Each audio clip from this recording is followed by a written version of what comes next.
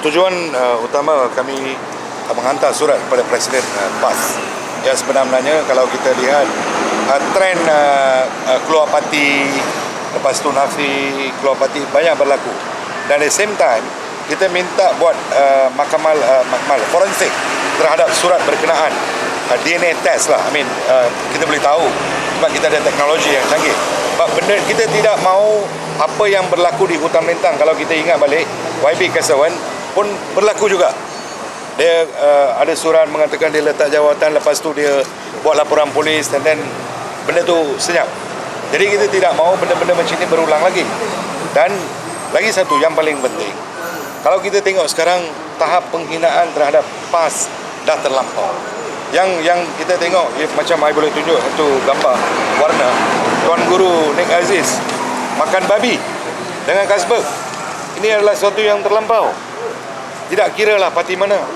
Ini sesuatu yang tidak boleh diterima. Babi dengan Kasbek. Ini penghinaan terlampau. Kita tak nak tuduh siapa lah. Tapi adalah wajar untuk parti PAS untuk mengambil, buat laporan polis, buat langkah yang sesuai. Sebab saya tengok PAS sangat berlembut lah. Sangat berlembut. Jadi saya minta parti PAS, Presiden PAS akan mengambil tindakan yang keras. Akan mengambil langkah drastik untuk menangani isu-isu ini agar tidak lagi berulang isu-isu menghina. Itu yang tujuan kami di sini lah. Kita tidak kira lah siapa yang kena hina pun kita akan bela, kita akan tanya, kita akan soal sebagai rakyat Malaysia.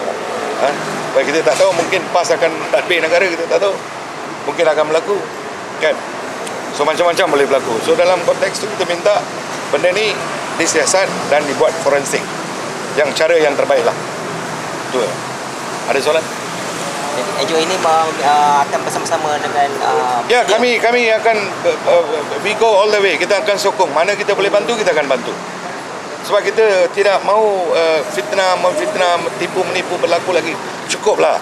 Macam saya kata awal, saya bukan nak menuduh sesiapa, PAS tak pernah cakap lah. Tapi macam dalam Pakatan Rakyat, saya bukan nak menghina tuan.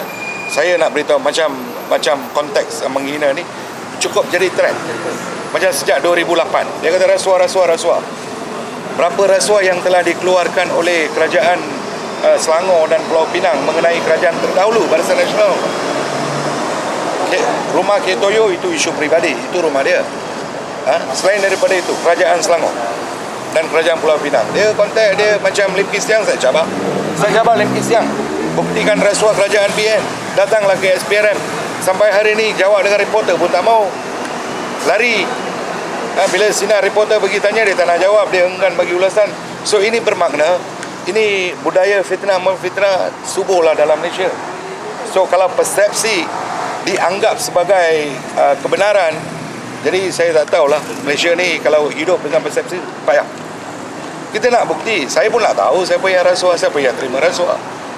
Dan contoh semalam bila Saifuddin Nasution kata 540 juta projek bina rumah bagi dekat satu company boleh dianggap sebagai rasuah oleh Menteri Besar. Kalau itu dianggap sebagai rasuah, lain kali jangan bagi projek dekat company lah, bagi dekat NGO lah, senang, lagi mudah.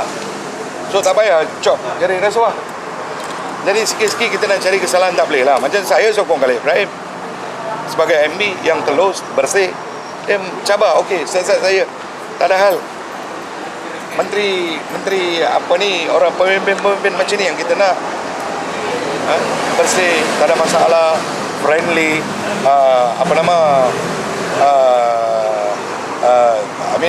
you boleh jumpa tanpa protokol. Okey, kita nak macam ni lah. Ini baru pemimpin berjiwa rakyat. So ada sinonim dia Pakatan Rakyat. Belum tentu MB baru akan menjadi macam Khalil Ibrahim. So dalam isu surat palsu ni, apa sarana atau kekesahan kepada PAS? Tak, buat laporan polis dan desak polis buat forensik, siasatan forensik terhadap surat itu. Sebab kita ada SKMM. Kita boleh dapat daripada SKMM daripada mana punca surat itu keluar. Sebab dia keluar dalam internet. So dia boleh cari source dia, di mana dia keluar.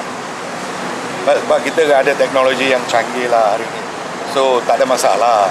So, no issue. Boleh cari.